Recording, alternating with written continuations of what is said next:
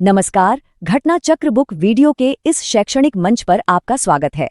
हमारा उद्देश्य है ज्ञान को सरल, स्पष्ट और सुलभ रूप में आप तक पहुंचाना। आइए आरंभ करते हैं अध्ययन और सफलता की इस यात्रा को। नमस्कार, हिंदी व्याकरण की दुनिया में आपका स्वागत है। आज हम एक बहुत ही दिलचस्प कॉन्सेप्ट को समझने वाले हैं, करण कारक। सुनने में शायद थोड़ा मुश्किल लगे, पर चलिए आज इसे मिलकर एकदम आसान बनाते हैं।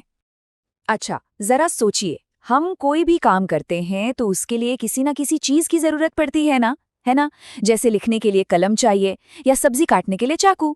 मतलब हर एक्शन का, हर क्रिया का एक साधन होता है, एक टूल होता है।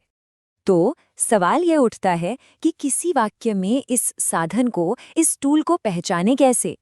इसी सवाल का जवाब हमें हिंदी व्याकरण देता है। और यकीन मानिए, इसे समझना वाक्य का सही मतलब जानने के लिए बहुत जरूरी है।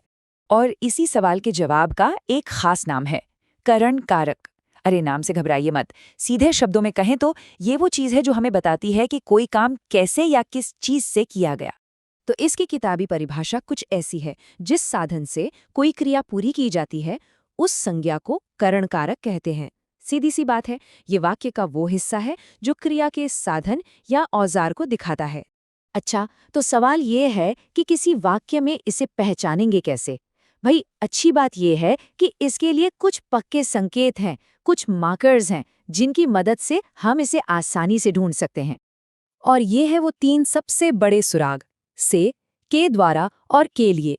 बस इन्हें याद रखिए। अगर किसी वाक्य में ये दिख जाएं, तो समझ जाइए कि करण कारक कहीं आसपास ही छिपा है। चलिए, थ्योरी तो बहुत हो गई, अब इसे एक्शन में देखते हैं, है ना? कुछ उदाहरणों से बात एकदम शीशे की तरह साफ हो जाएगी। तो हमारा पहला उदाहरण है, राम ने कलम से पत्र लिखा। अच्छा, यहाँ एक्शन क्या हो रहा है? पत्र लिखने का। बिल्कुल सही। पर मेरा सवाल ये है कि लिखा किससे? जवाब एकदम सामने है, कलम से। यही तो वो हिस्सा है जो हमें एक्शन का टूल बता रहा है, क्रिया का साधन बता रहा है, हमारे किस्से वाले सवाल का सीधा सा जवाब। तो बस मिल गया, क्योंकि कलम ही वो साधन है, वो इंस्ट्रूमेंट है जिससे लिखने का काम पूरा हुआ।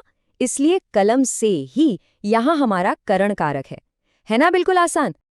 चलिए अब एक और उदाहरण लेते हैं, इस बार एक अलग मार्कर के साथ। वाक्य है, पत्र अध्यापक के लिए लिखा गया था। यहाँ सोचिए, लिखने का काम किसके लिए हुआ? जवाब है अध्यापक के लिए। तो इस केस में ये जो हिस्सा है, ये एक्शन का मकसद या माध्यम बता रहा है।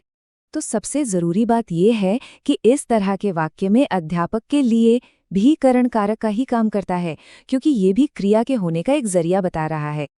तो आखिर में हमने क्या समझा? यही कि करण कारक सिर्फ एक बोरिंग ग्रामर का रूल नहीं है। नहीं, ये तो भाषा को और बेहतर ढंग से समझने का एक बहुत काम का औजार है।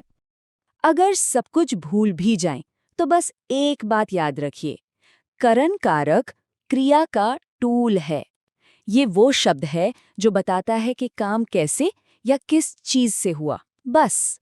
तो अब अगली बार जब कोई हिंदी का वाक्य पढ़ें या लिखें, तो उसमें छिपे इस औजार को पहचानने की कोशिश जरूर कीजिएगा।